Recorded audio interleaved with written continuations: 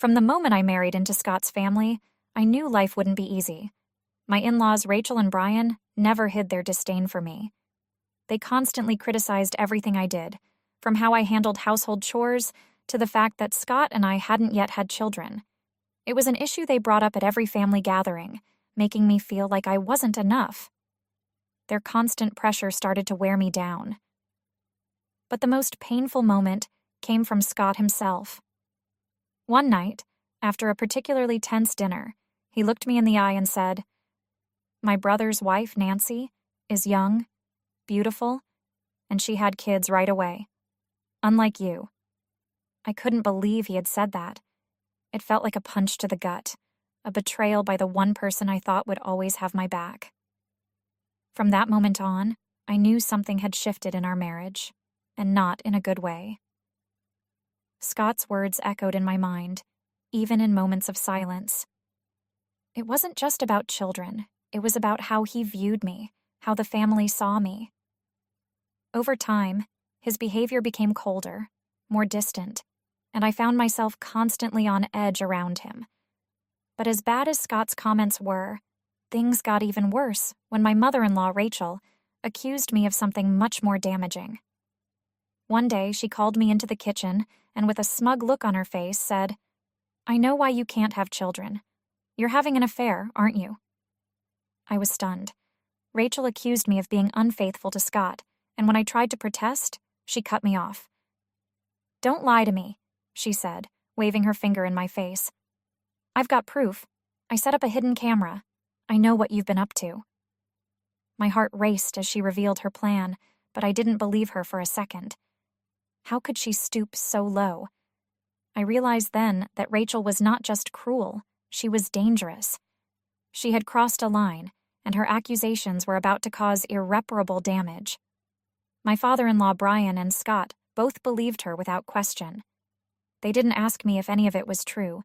They simply took Rachel's word as fact, as if they were all eager to pin the blame on me for something, anything, to justify their growing dissatisfaction with our childless marriage. The fact that they were so quick to believe a lie shook me to my core.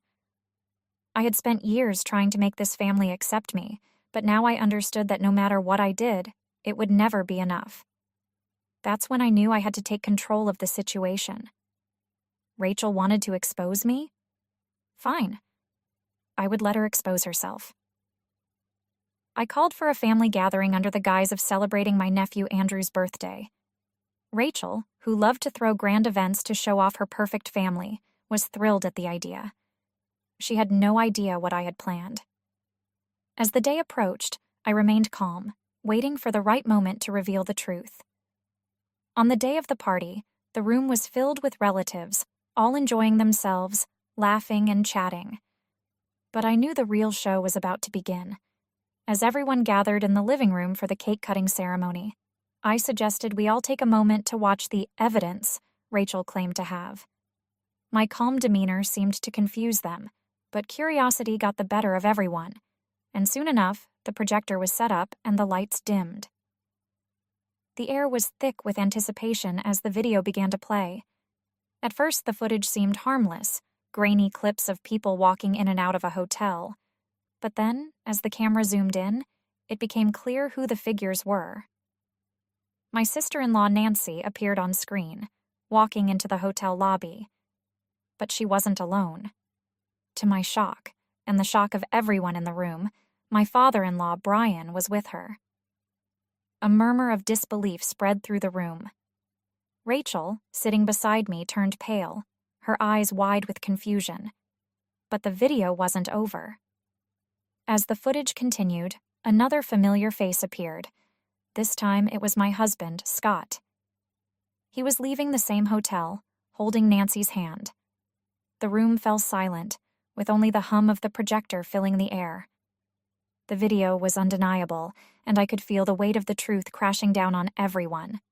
My in-laws had set out to frame me, but they had only succeeded in exposing their own secrets.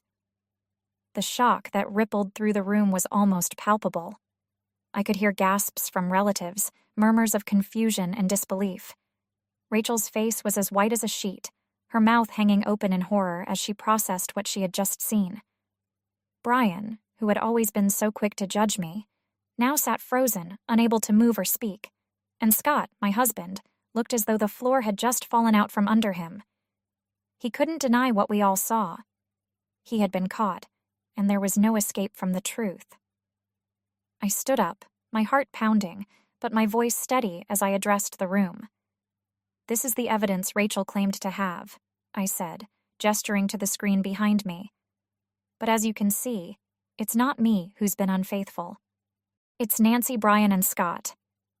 The room erupted in whispers, but I didn't wait for the full fallout to unfold.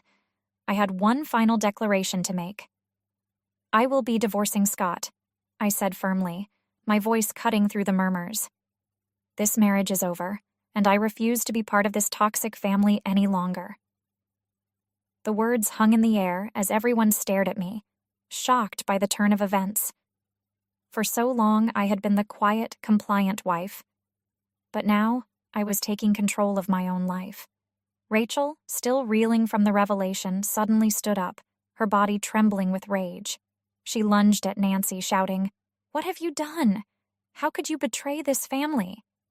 But it was too late. The damage was done.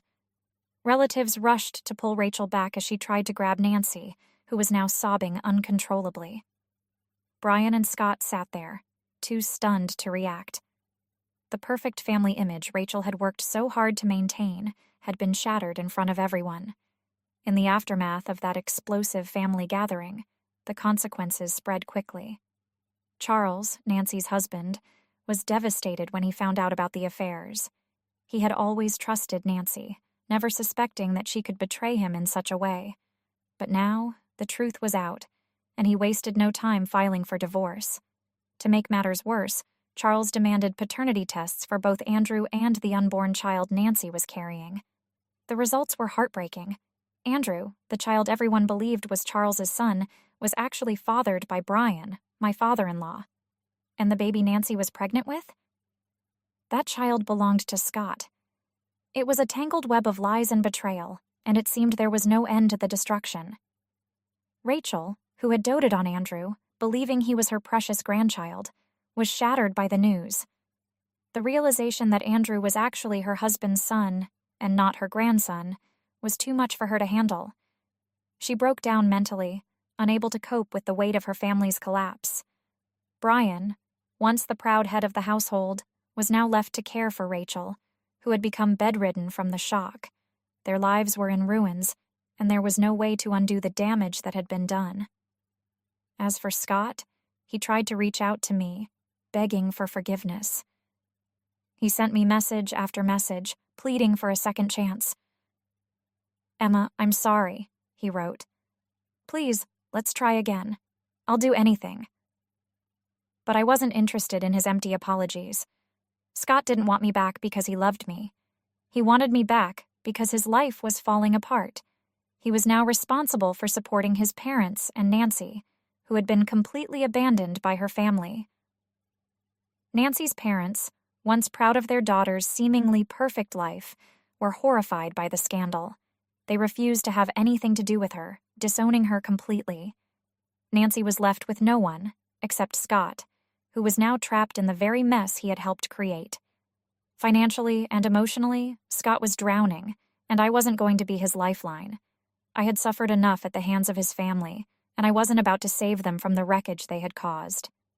In the months that followed, I moved forward with my divorce from Scott. The legal process wasn't easy, and there were disputes over assets and property, but I had a strong legal team behind me. My lawyer, Richard, handled everything with precision, ensuring that I got what I deserved. While I finalized my divorce, I watched from a distance as Scott's life continued to spiral. The once proud man who had belittled me and taken me for granted was now struggling under the weight of his responsibilities. He was forced to care for Rachel, who was no longer the domineering matriarch she once was, but a broken woman who needed constant care. Brian, who had spent his retirement savings on luxury gifts for Nancy in an attempt to win her favor, had nothing left.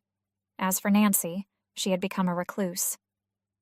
With no family to support her and no future prospects, she clung to Scott, desperate for any semblance of stability. but even Scott couldn't help her.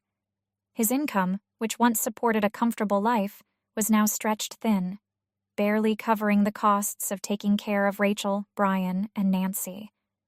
The once perfect family had crumbled, and there was no one left to pick up the pieces.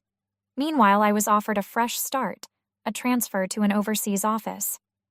It was the opportunity I had always dreamed of, a chance to leave behind the pain and chaos of my past and start anew.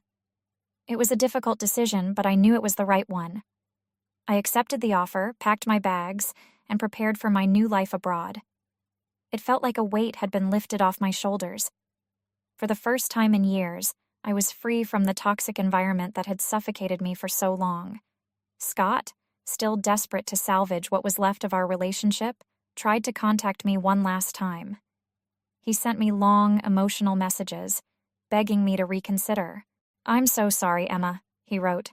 "I know I've made mistakes, but we can fix this. Please don't leave me." But I had already made up my mind. I blocked his number, deleted his messages, and cut off all ties with the past. I was ready to move on. As I boarded the plane to my new life, I couldn't help but reflect on everything that had happened. I had been through so much: betrayal, manipulation, heartbreak, but I had come out stronger. The in-laws who had once tried to control me were now left with nothing but the consequences of their actions. Scott, who had once looked down on me, was now stuck in a life of misery, weighed down by the very people he had chosen over me. And me? I was free. Free to start over, free to live my life on my own terms. The future was bright, and for the first time in a long time, I felt hopeful about what was to come.